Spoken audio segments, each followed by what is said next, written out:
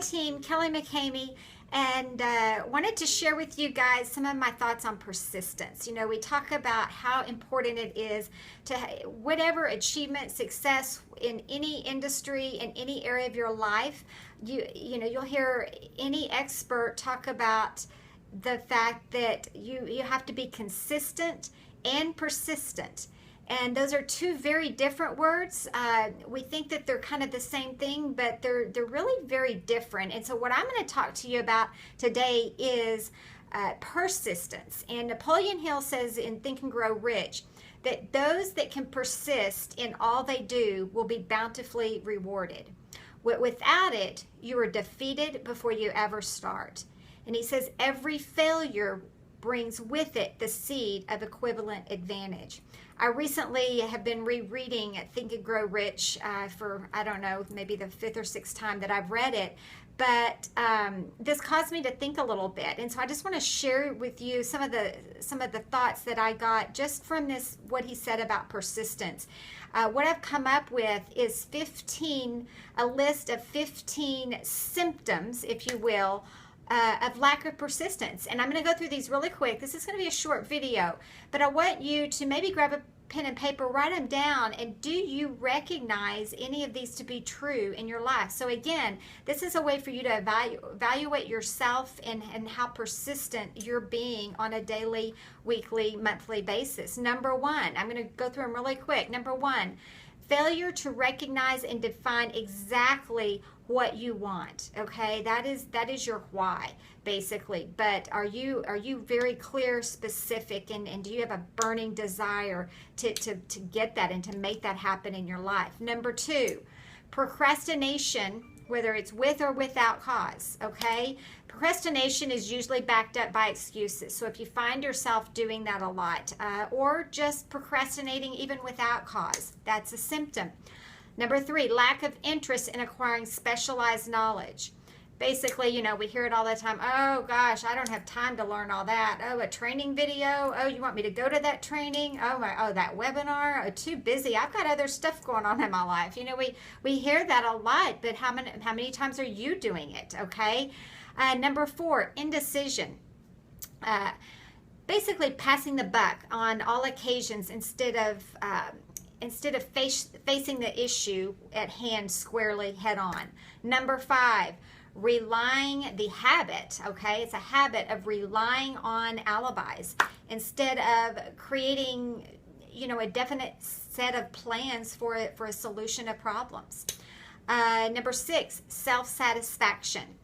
Got to have, you've got to have the desire that you're working for. You know, I firmly believe that, and I get really sad when I find someone that just has this self-satisfaction. They're they don't have any desire to make their life any better. And guys, there's no hope for anyone that suffers from this. Number seven, indifference.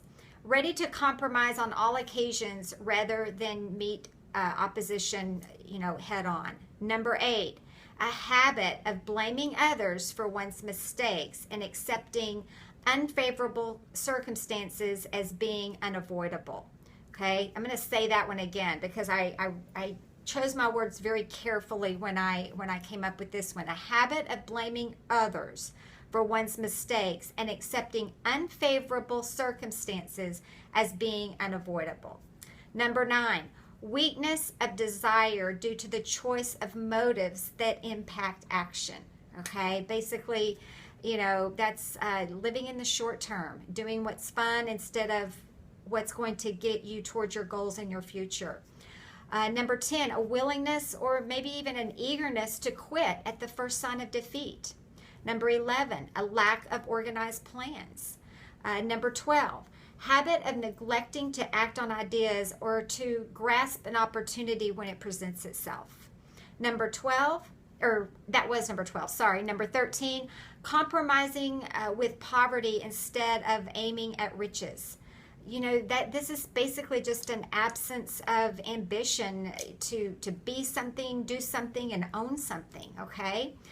Number 14, you're someone that searches for all the shortcuts to riches, really focusing on trying to just see what they're going to get out of everything instead of taking their eyes off themselves and seeing what they can give to others, and putting forth a long-term plan to get what they want.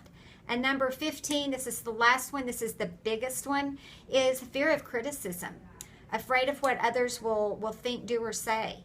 You know, you think of so many, going back to Think and Grow Rich and Napoleon Hill, and as he interviewed these men in his time, these very successful, high achiever men, Thomas Edison, the Wright brothers, obviously Carnegie, there was, I can't remember offhand but he literally interviewed hundreds. I think there was 500 men over a period of 20 years to get these success principles, guys.